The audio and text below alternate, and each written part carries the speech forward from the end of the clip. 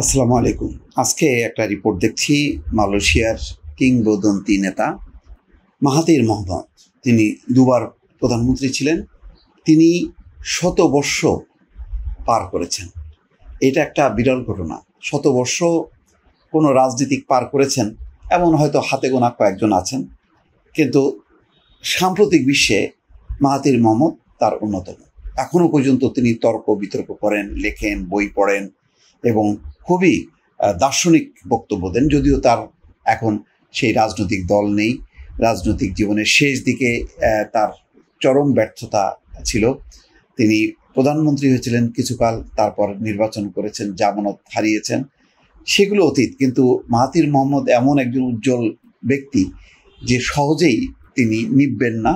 তার বক্তব্যগুলো, তার মন্তব্যগুলো, তার বিশ্লেষণগুলো এখনও আন্তর্জাতিকভাবে গবেষণা চলে এবং সেগুলোকে কোট করা হয়। তো তিনি গণতন্ত্র সম্পর্কে বক্তব্য রেখেছেন, বলেছেন যে গণতন্ত্র ব্যর্থ হচ্ছে এবং মার্কিন যুক্তরাষ্ট্রের তীব্র সমালোচনা করেছেন এবং বলেছেন যে মানব সভ্যতা বলে এখন আর কিছু নেই, মানবাধিকার, গণতন্ত্র বলে আর কিচ্ছু নেই।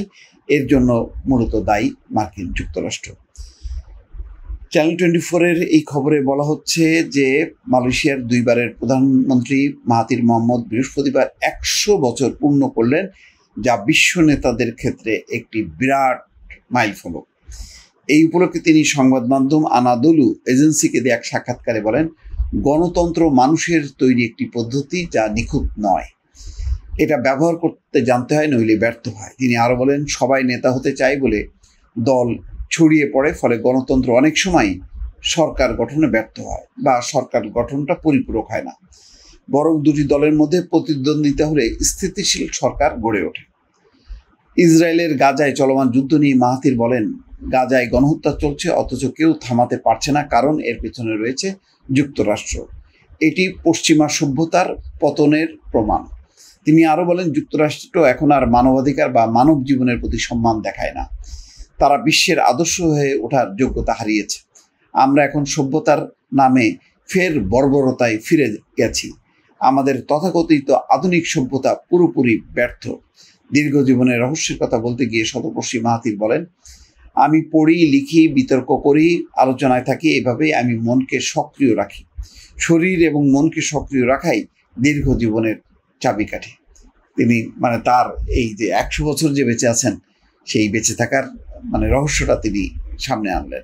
মাহাথিরের জন্ম 1925 সালের 10 জুলাই আলোর সেতারের কেদাদহে, তৎকালীন ব্রিটিশ মালায়া। পেশায় চিকিৎসক। 21 বছর বয়সে ইউনাইটেড মালয় ন্যাশনাল অর্গানাইজেশনে যোগ দেন। তিনি দুইবার মালয়েশিয়ার প্রধানমন্ত্রী হিসেবে সর্বোচ্চ 24 বছর দায়িত্ব পালন করেন।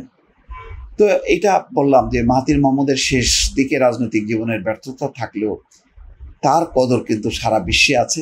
সারা বিশ্বের রাজনীতিকরা, জ্ঞানী, গুণী, দার্শনিক মানুষরা তাকে সম্মান করবে এবং মাহাথিরের এই যে শতবর্ষটাকে সবাই স্মরণ করেছেন, তার জন্য দোয়া করেছেন এবং তিনি যাতে আরও বহুকাল বেঁচে থাকেন এবং মানুষের জন্য কথা বলেন।